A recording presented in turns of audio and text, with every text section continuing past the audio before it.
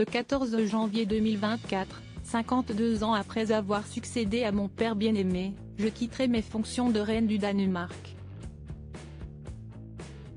Je laisserai le trône à mon fils, le prince héritier Frédéric.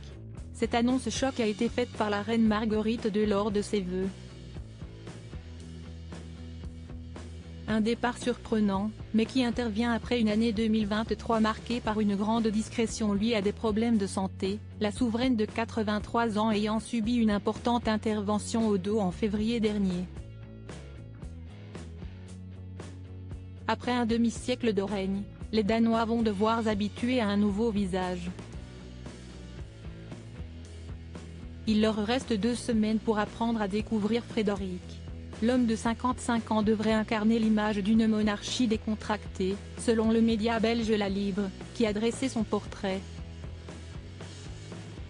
Le personnage aurait déjà conquis le public qui lui fait confiance puisque sa cote de popularité atteindrait les 80%. Mais pourquoi séduit-il autant? Au départ, sur le papier, pendant son adolescence, ce n'était pas gagné.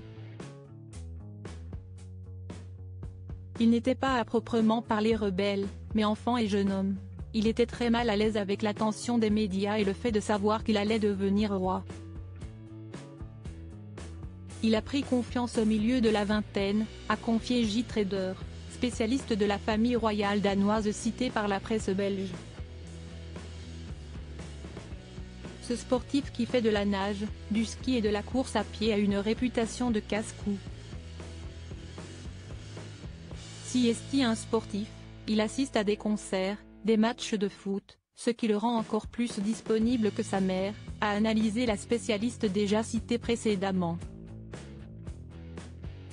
Sa formation militaire lui aurait permis d'acquérir la maturité nécessaire. Son image a basculé. Il est passé de fan de belles voitures, de vitesse et de boîtes de nuit à défenseur de l'écologie.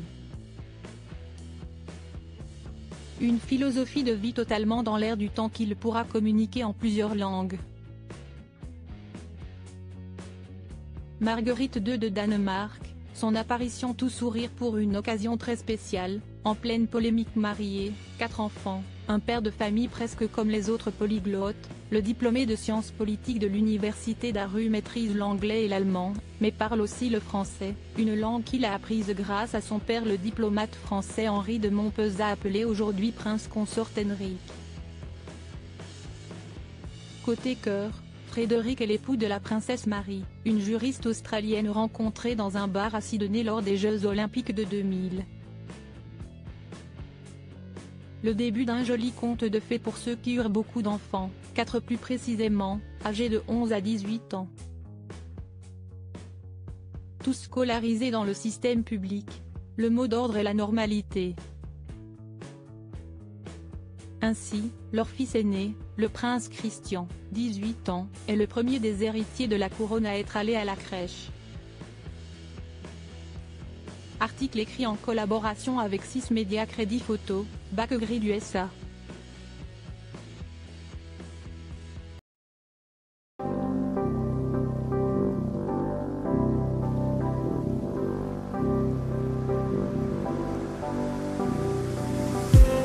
I just need